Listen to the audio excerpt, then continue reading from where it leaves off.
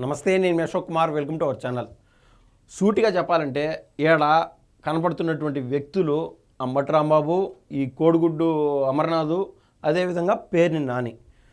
ఇప్పుడు రాష్ట్రంలో జరుగుతున్నటువంటి చర్చ ఏంటంటే నీదే కులం నాదే కులం అనే విధంగా ఖచ్చితంగా ఈరోజు అదే చర్చ జరుగుతుంది పార్టీలకు అతీతంగా.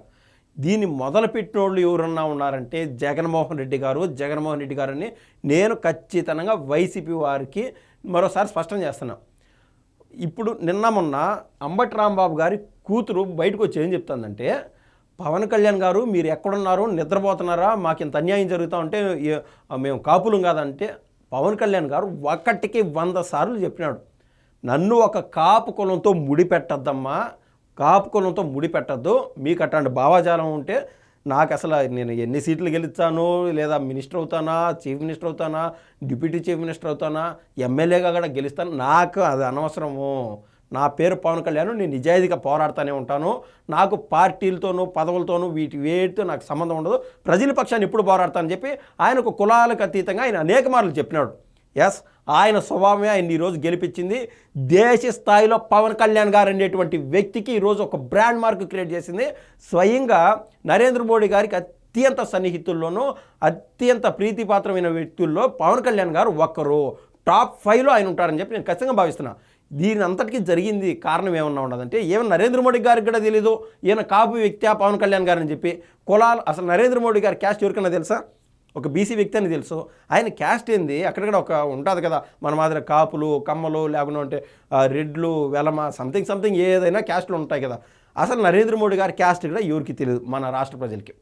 ఈ రకాన ఒక కులంతో సంబంధం లేకుండా దేశం కోసం పోరాడుతూ ఉండేటువంటి వ్యక్తి ఎవరైనా ఉన్నారంటే పవన్ కళ్యాణ్ గారు. అయితే నిన్న ఈయన అరెస్ట్ అయినాడు, క్షవరం అయితే కానీ తత్వం బోధపడదన్నట్టు. ఇంకా అంబటి రాంబాబు గారి కూతురు వచ్చి బయటకు వచ్చి ఏం మాట్లాడుతుంది, సింపతి యాంగిల్ ప్లే చేస్తుందన్నమాట. పవన్ కళ్యాణ్ గారికి ముడిపెట్టి, అన్నా మీ కులంలో ఇంత అన్యాయం జరుగుతుంటే, అసలు కులాల ప్రస్తావన ఎక్కడ, ఈయన నోటుకు వచ్చినట్టు అమ్మ లెక్కలు తిట్టినప్పుడు ఈయన ఆటోమేటిక్గా జైలుకు పోవాలన్నా లేదా? అంబటి అనేటువంటి వ్యక్తి.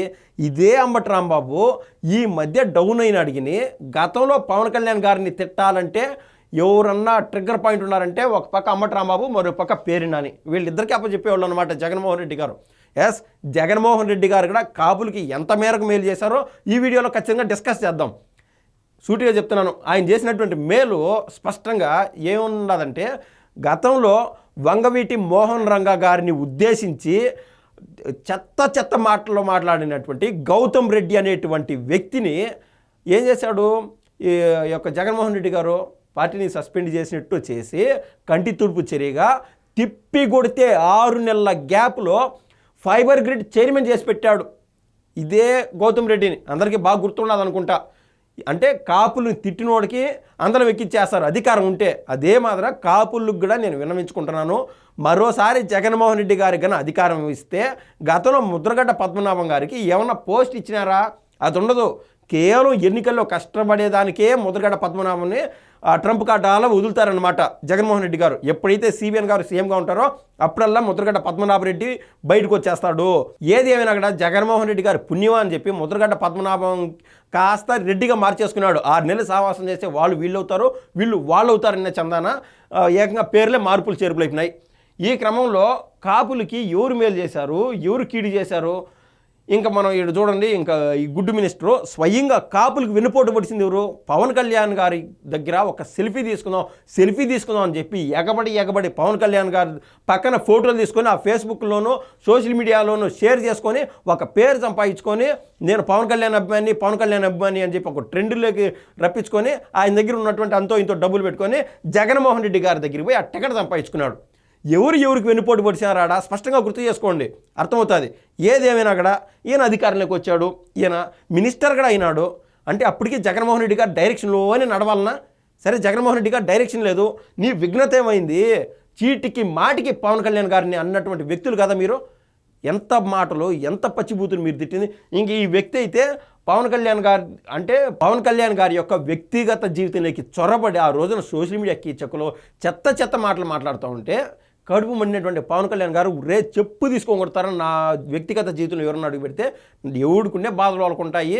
నేనేమన్నా మీకేమన్నా అన్యాయం చేశానా, మీ గురించి ఏమన్నా ఒక మాట అన్నానా అని చెప్పి ఒక చెప్పు తీసి చూపించే ఈ వ్యక్తి ఏకంగా 2 చెప్పులు తీసి చూపించాడనమాట. ఈ వ్యక్తి ఇవన్నీ మనం సిస్టమేటిక్గా చూస్తూ వచ్చాం. కానీ పవన్ కళ్యాణ్ గారి దెబ్బకి ఆ యొక్క గాలి వేగానికి వీళ్ళు చల్లా చెదిరైపోయినారు.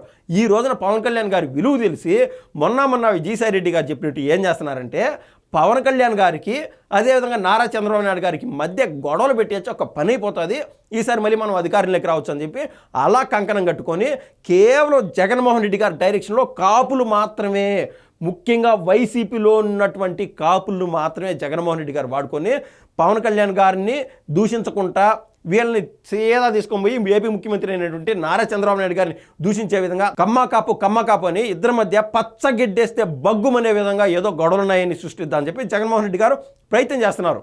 నేను ఇందాకనే చెప్పినట్టు జగన్మోహన్ రెడ్డి గారు స్వయంగా కాపుల ఆరాధ్య దైవం అయినటువంటి ఓన్లీ కాపులు కాదు, బీసీలు కావచ్చు, ఇంకా ఆడున్నటువంటి పీడితులు కావచ్చు, ఎవరైతే ఆ విజయవాడే కాదు రాష్ట్ర వ్యాప్తంగా ఉన్నటువంటి ఈ పేద జనాభా కోసం ఆ రోజు ఆయన ఆమరణ నిరాహార దీక్ష చేసినాడు వంగవీటి మోహన్ రంగా గారు. అంత యోధుడితో ఈయన్ని పక్కన ఫోటోలు వేసి కంపేర్ చేసుకోవడం. అందుకేనేమో స్వయంగా కాపునాడుకు సంబంధించినటువంటి కమ్యూనిటీ వారు మాకు ఆయనకి సంబంధం లేదు, ఈ మాదిరి రోడ్లపైకి వచ్చి ఇష్టానుసారం అమ్మలక్కలు తిట్టేటువంటి వ్యక్తిని మా కులానికి ఆపాదించొద్దు, ఒక వ్యక్తిగానే చూడండి, ఆయన కాపు కులస్తులు అయితే కావచ్చు, అందుకేమో మాకు ఆయన వ్యక్తిగతంగా ఆడపడమ మేము ఇచ్చే సమయంలో గౌరవించాలని ఇలా వ్యక్తిని తీసుకొచ్చి కులానికి ముడిపెట్టి స్వయంగా వంగవీటి మోహన్ రంగా గారితో పోల్చడం అనేది అది నీచమైన చర్య, మీరు తస్మాత్ జాగ్రత్తగా ఉండండి అని చెప్పి వాళ్ళు ప్రెస్ నోటే రిలీజ్ చేశారు. ఇట్లాంటి వ్యక్తికి మాతో అతికిచ్చి చూపిద్దిరా స్వామి అని చెప్పి. ఇన్నాళ్ళు ఏమైంది, ఈయన పెద్ద రాష్ట్ర నాయకుడు అయినట్టు నన్ను ఒక కాపు కమ్యూనిటీ వ్యక్తి మాదిరినే చూడాలని చెప్పి పవన్ కళ్యాణ్ గారి రేంజ్లో ఈయన ఎలివేషన్స్ చేసుకున్నాడు అనమాట. ఈరోజు అవసరమైంది అదే కులము అంటే ఓడిపోయిన తర్వాత అర్థమవుతుంది జగన్మోహన్ రెడ్డి గారికి ఈ కాపు కులాన్ని గట్టిగా వాడేసుకోవాలని చెప్పి ఫిక్స్ అయినారు. ప్రతి కాపు కుల వ్యక్తికి నేనైతే స్పష్టంగా చెప్తున్నాను, జగన్మోహన్ రెడ్డి గారు చేసేటువంటి ట్రాప్లో పడద్దు.